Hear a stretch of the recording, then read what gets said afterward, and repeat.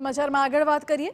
હિન્દુ ધર્મમાં અમાસનું ખાસ મહત્વ છે અને એમાં પણ સોમવારે જ્યારે અમાસ આવે ત્યારે તો તેનું મહત્વ અનેક ગણું વધી જાય છે। સોમવારે આવતી અમાસ સોમવતી અમાસ કહેવાય છે। આજે સોમવતી અમાસનો પવિત્ર સંયોગ સર્જાયો છે ત્યારે ધાર્મિક મહત્વ ધરાવતા જૂનાગઢના પવિત્ર દામોદર કુંડ ખાતે સોમવતી અમાસના દિવસે મોટી સંખ્યામાં ભાવિકો તેમના પિતૃ તર્પણ માટે આવી પહોંચ્યા હતા। જૂનાગઢમાં ભવનાથ જવાના માર્ગ પર દામોદર કુંડ આવેલો છે। અહીં સ્નાન કરવાનું વિશેષ મહત્વ છે ત્યારે આજે સોમવતી અમાસમાં મોટી સંખ્યામાં ભાવિકો ઉમટી પડ્યા હતા તેમજ દામોદર કુંડમાં સ્નાન કરીને પુણ્યનું ભાથું બાંધ્યું હતું।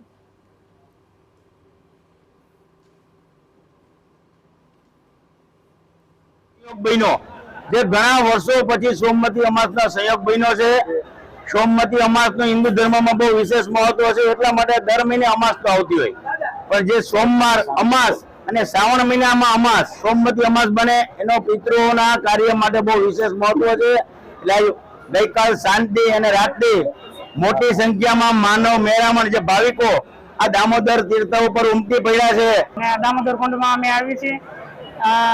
સોમવતી અમાસ છે આજે વર્ષમાં એક વખત આવે છે એટલે અમે અહીંયા પિતૃઓને પાણી પીવડાવવા પગે લાગવા આવી છીએ કે પિતૃઓના મોક્ષ માટે અને અમારા ઘરમાં સુખ શાંતિ બની રહી અને જૂનાગઢમાં પણ સુખ શાંતિ બની રહી એવી અમે પ્રાર્થના કરવા આવી છીએ। છેલ્લા દિવસે સંજોગવશ આજે સોમવતી અમાસ છે અને પિતૃ તર્પણ માટે હજારો લાખો લોકો અહીંયા આવી રહ્યા છે। અમે પણ આજે અમારા સમય કાઢી અને પિતૃ તર્પણ માટે આવ્યા છીએ।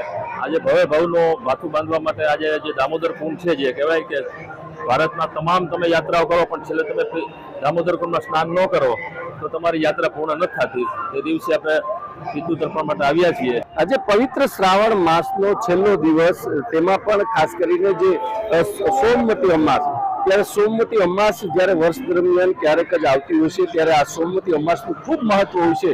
ત્યારે પવિત્ર દામોદર કુંડમાં લાખોની સંખ્યામાં જ્યારે માનવ મેળામણ ઉમટ્યું છે અને આ જ્યારે પોતાના પિતૃના મોક્ષાર્થે જ્યારે પીપળે પાણી ઢોળ કરી અને જ્યારે પ્રાર્થના કરતા હોય છે આ ભવનાથ તળેટીમાં જ્યારે દામોદર કુંડ જે આવેલું છે તેમાં પણ પરંપરા જે ચાલી આવી છે કે જે રીતે નરસિંહ મહેતાએ વહેલી સવારે અહીંયા સ્નાન કરતા ત્યારથી જ્યારે આ ભાવિકો છે તે પોતાના અસ્થિઓ પધરાવવા આવતા હોય છે અને આ દામોદર કુંડના કાંઠે આવી અને પાણી ઢોળ કરતા હોય છે। વિજયસિંહ પરમાર, TV9 જૂનાગઢ।